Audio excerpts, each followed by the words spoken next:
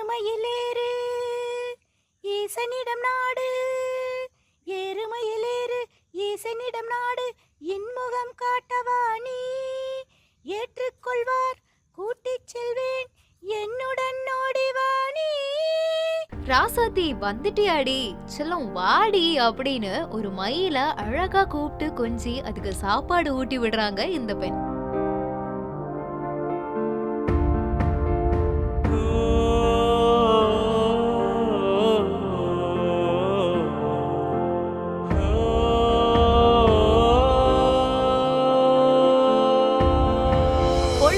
பெண் ஒருத்தங்க உணவை தேடி தன்னுடைய வீட்டுக்கு வரக்கூடிய மயில ராசாத்தி வந்துட்டியாடி அப்படின்னு செல்லமா பேர் வச்சு அழைச்சு பாட்டு பாடி அதுக்கும் ஊட்டி விடுறாங்க.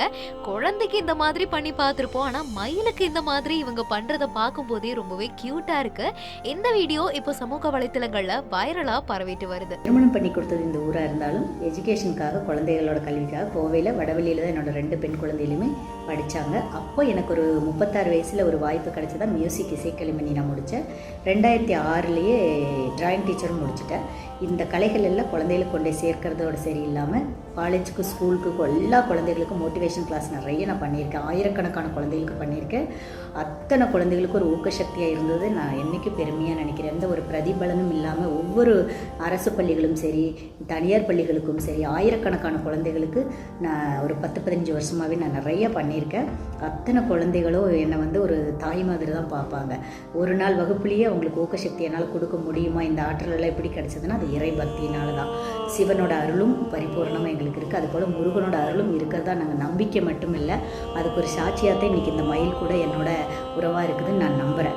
எப்படி இந்த கோவை மாவட்டம் பொள்ளாச்சி அடுத்த வடக்கிப்பாளையம் பகுதியை சேர்ந்தவங்க தான் மீனா சந்திரசேகர். ஓவியம் மற்றும் இசை ஆசிரியரா இவங்க இருக்காங்க. தன்னுடைய வீட்டுக்கு உணவு தேடி வரக்கூடிய மயில்களுக்கு டெய்லி பாட்டு பாடி தானியங்களை ஊட்டி விடுறாங்க. அது கூட கொஞ்சம் விளையாடுறாங்க, பாட்டு பாடி தன்னுடைய கையில வச்சே உணவுகளை வழங்குறாங்க. இந்த வீடியோ இப்ப வைரல் ஆகிட்டு வருது.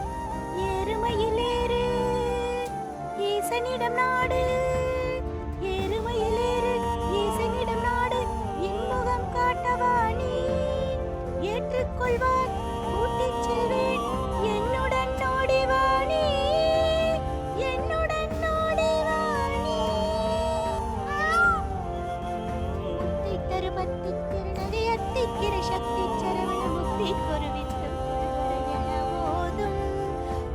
பரமற்குச் சுருதியில் முற்பட்டது கற்பித்திருவர் 30 அவர்கள்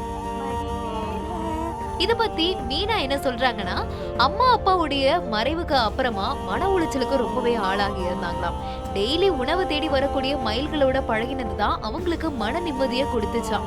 அதனால தனக்கு பிடிச்ச இசைய பக்தி பாடல்களா பாடி மயில்களுக்கு உணவு அளிக்கிறத ஒரு வழக்கமா இவங்க வச்சிருக்காங்களாம். மேலும் மீனா வேற என்ன சொல்லிருக்காங்கன்னா, நிறைய மயில்கள் வந்தாலும் குறிப்பிட்ட ஒரே ஒரு மயில் மட்டும்தான் காலை மாலைன்னு 2 வேளையுமே வருமா, அடிக்கடி இவங்களை பார்க்க வந்துருமா. குழந்தை மாதிரி இவங்களையே சுத்தி சுத்தி வர்றதுனால தன்னுடைய குழந்தையா பாவிச்ச மீனா அதுக்கு அழகா பாட்டு பாடி ஊட்டி எல்லாம் விடுவாங்களாம். மேலும் இறைபக்தி தன்னை மனசோர்வுல இருந்து மீட்டதாகவும் அதுக்கு உறுதுணையா உணவு தேடி வரக்கூடிய மயில்களை பார்க்கும்போது அவங்களுக்கு இன்னும் ஒரு ரிஃப்ரெஷிங்கா இருக்கிறதாகவும் சொல்லியிருக்காங்க. செய்திகளை உடனுக்குடனும் துல்லியமாகவும் தெரிந்து கொள்ள சப்ஸ்கிரைப் பண்ணுங்க.